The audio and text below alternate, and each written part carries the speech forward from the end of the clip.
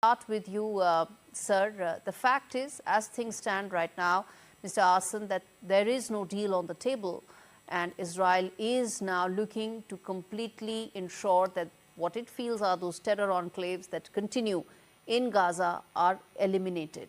The question is, what happens to those 59 hostages? Look, thank you for having me, and that's a very good question. I think to a large extent what happens next is in the hands of Hamas. It did not have to be this way, but effectively Israel was left with no alternative.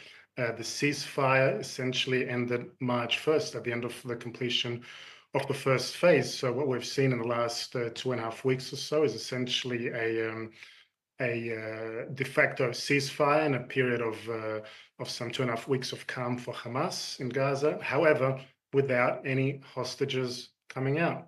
Now, that situation, that kind of status quo is certainly unacceptable to Israel.